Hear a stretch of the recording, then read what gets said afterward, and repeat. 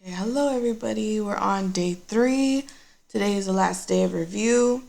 We are talking about Unit 3, linear functions and rate of change. Then these are the TEKS.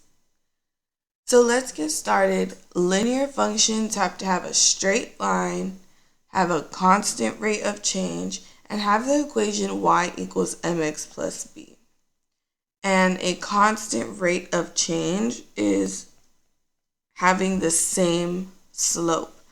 So you can say same slope or a constant slope. So here's rate of change or slope. It's the change in y over the change in x. Let's just define what that triangle means so that y'all don't forget. It means the change in. It's really called delta, but it means change in. So change in y over change in x, or m equals y2 minus y1 over x2 minus x1. Don't think about this too much. We're going to go over it more later. But it's basically just taking 2 points, subtracting their y's on top, which is the same thing as finding the change between them, and subtracting the x's on the bottom, which again is the same thing as finding the change between them. And then in the real world, when we're talking about slope, you will usually be asked, how much does y change when x changes by 1? So that's kind of like the cost per chocolate or something like that, right? It's the dollar amount per one chocolate. So how much do you pay more each time you add another chocolate, right? So that's just kind of what slope is. And then we have special slopes. So let's think about our special slopes for a second. I'm going to make 2 little graphs.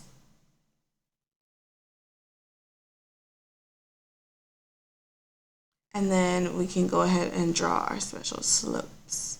So for a horizontal slope, our slope is 0.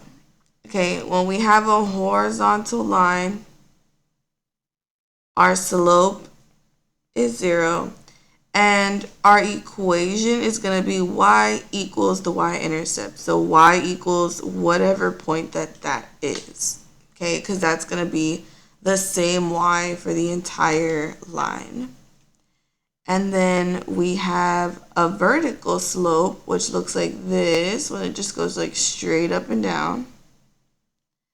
And for a vertical slope, our slope is undefined. So m equals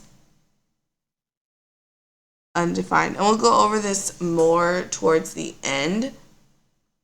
And then the equation is going to be x equals the x-intercept. I feel like this is going to be pretty easy for y'all, but we'll go over it more in detail towards the end.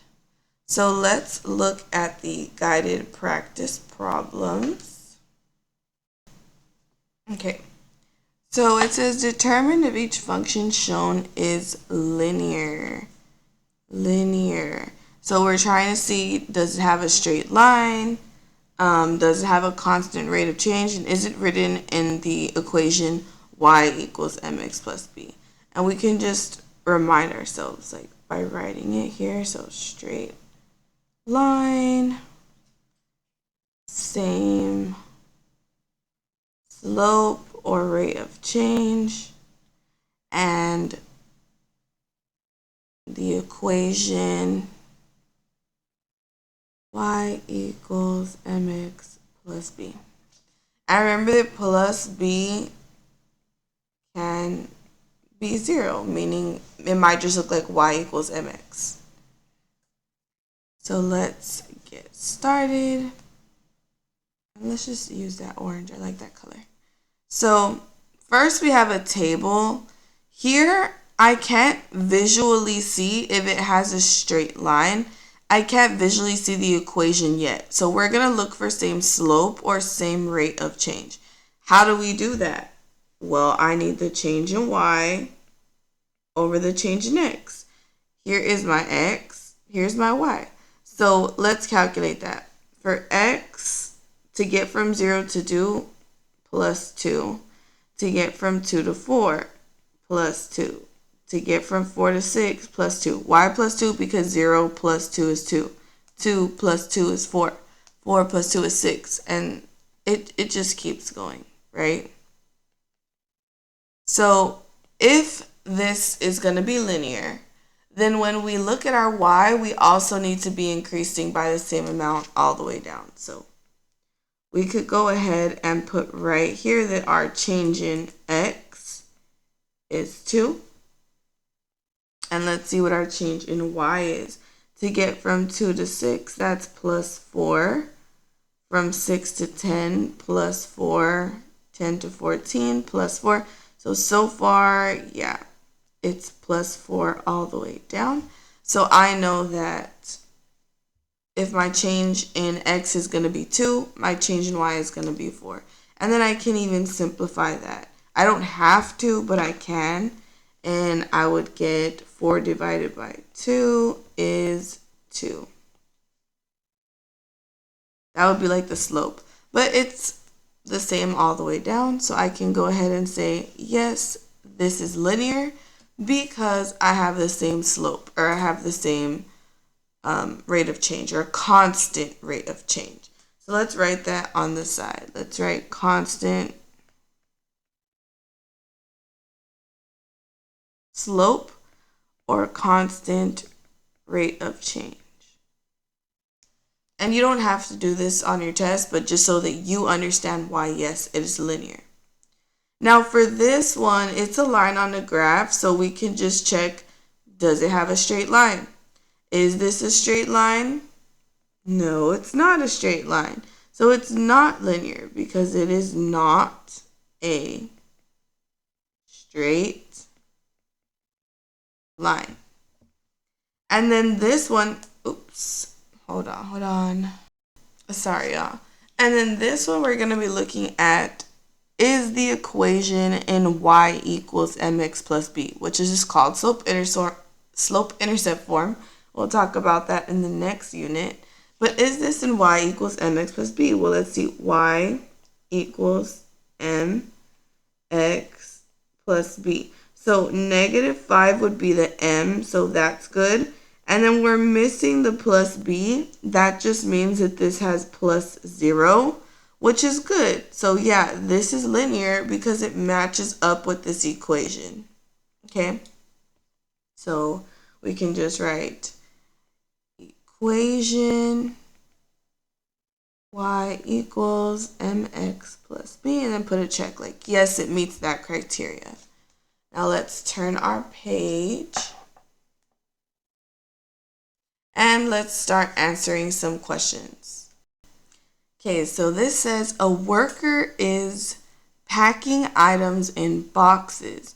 The table shows the linear relationship. They're already telling me it's linear. So I know it's going to have a straight line. I know it's going to have the same rate of change or the same slope. And I know that we could write the equations y equals mx plus b. So keep in mind that all those things are true. Between the number of items the worker has packed in boxes after different amounts of time.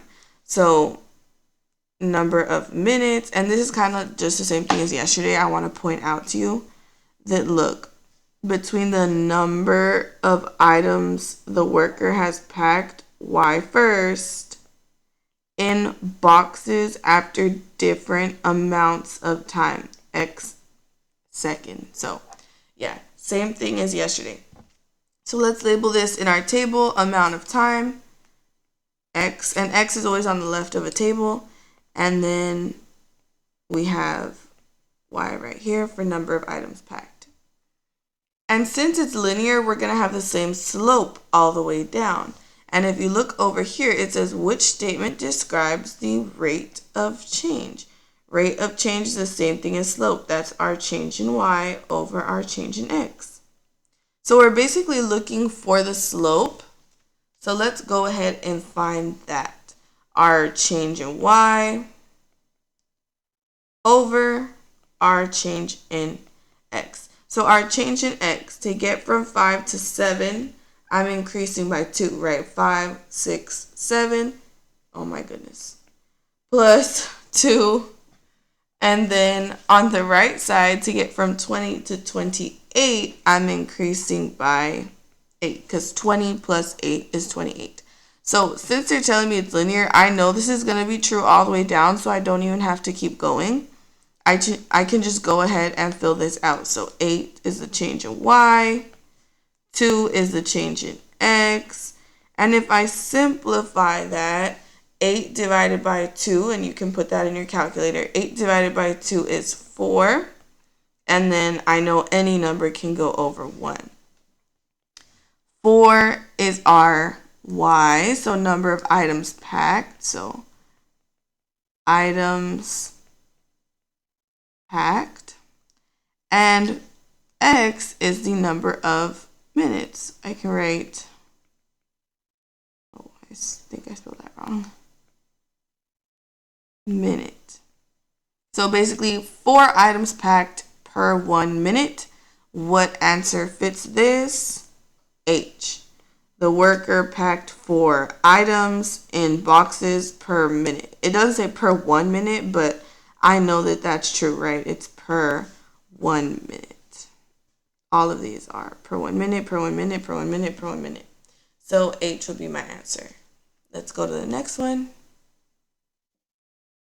Okay, so it says the depth of a submarine is changing at a constant rate. So I know it's going to be a straight line. It's going to have the same slope or same rate of change, and it's going to be able to be represented in the equation y equals mx plus b. So let's keep going. The table shows the linear relationship between y, oh, I circled constant rate. I should have circled linear relationship, my bad. But same thing. Between y, the distance below the sea level in feet, so they're telling me my y right there, y, the distance between the sea level in feet, and x, time in seconds. Once again, they said the y first and the x second. So let's label our table. Time is x, and distance below sea level is y. And keep notice, this is below sea level, right? So we're decreasing below sea level. Complete the statement that describes the rate of change. Rate of change. So we want to find our change in y over our change in x of the altitude of the airplane with respect of time. Okay, this should say submarine. I'm gonna try to fix yours. My bad. Sorry, y'all. I will fix yours. But okay, choose the correct answer from the drop-down menu to complete the sentence. The depth of the submarine blank at a rate of blank feet per second. So we are trying to find that slope. So let's figure it out. The change in y over the change in x. So what is the change in y? From 460 to 604. 460 to 604, that would be... So I can't do that out the top of my head like usual, like 2 to 4. Oh, that's just 2, right? So I would just go ahead and put in my calculator 604 minus 460. And when I put that in my calculator, I would get 144. And let me move this a little bit right here. So from 460 to 604, I'm increasing by 144. And although I'm technically increasing, like to get to this number, you're going below sea level. So you're getting deeper and deeper and deeper below sea level. And so I want to point out that already I should know this is decreasing since it's below sea level. Okay? It doesn't necessarily always have to show that you are subtracting to be decreasing. All right? And then from time in seconds, to get from 0 to 18, that one's pretty easy. It's just plus 18, right? So let's go ahead and fill this out. So from 460 to 604, 144, and then our change in x, 18. So we can simplify this. I could put this whole thing in the calculator, and I would get 8 over 1. Now, let's label this so we know what we're talking about. This is a change in y, which is distance below sea level. I could say feet below sea level. And then my change in x is time in seconds. So I could say second.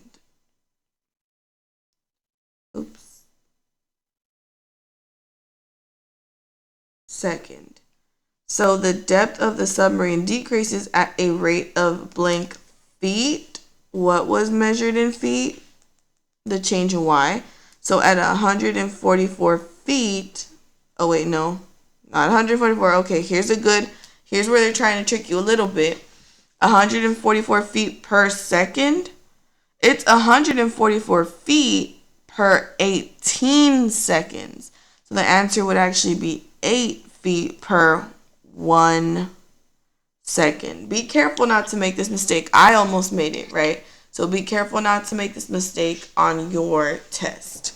Why is it 8? Because it's saying feet per second, and it's 8 feet per 1 second. 144 would be correct if it said per 18 seconds, okay? Now let's go to the next question, and if you need to rewatch that, please do. Okay, so here's our very last one. These aren't really questions, but I'm just going to go over how we would find the slope and the equation. Because you are going to have a question. I'm not going to tell you if it's horizontal or vertical, but you're going to have to know the slope and the equation. So always, always, always for a horizontal line, the slope is 0. Why? Because, well, the slope is the change in x. Slope is the change in x over, oops, that backwards. Slope is the change in y over the change in x. Here's my y-axis, right? Am I changing at all? Like, am I going up at all? No, I'm not going up at all. So my change in y is 0. And how much am I going left from each point to another point? Well, this is a straight line, so there are an infinite amount of points. So I can't even really tell. I could say, oh, from here to here, or from this point to this point, but it's just always going to be different. So there's always going to be some kind of number at the bottom, and 0 divided by any number is just 0. So that's the reasoning behind it, but you just need to know if it's a horizontal line, your slope is 0, and your equation is going to be based off of the one point that intersects the line. So it's going to be the y-axis that intersects the horizontal line. So y equals this one point, which is 2. And that will be your whole equation. So let's look at the next one. Pause and rewatch it if you need to. Oops. Now we have a vertical line. A vertical line. So, oops. So this line's vertical. And we need to find the slope and the equation. Now, for our slope, it's going to be undefined. Why is it going to be undefined? Well, we are looking for the slope, so we have the change in y over the change in x. My change in y, it is just eternal, forever going up or forever going down. I don't even know. So all I can say is that the change in y, like, I don't know what it is. So I'm just going to put change in y. My change in x, is it ever going to the right or ever going to the left? No, it's not changing in x at all. It is consistently staying at this point of x right here. So my change in x is 0. And any number divided by 0 is actually undefined. So that's why the slope is undefined. And then for the equation, it is going to be that one point that intersects the line. So this one on the x-axis point that intersects the line. So it's going to be x equals that point right there. X equals 6. And that is it. So now, if there's anything you need to replay, go ahead and rewatch it. If you have any questions for me, go ahead and ask me your question. But if not, go to EdSite and go ahead and start the quiz for today.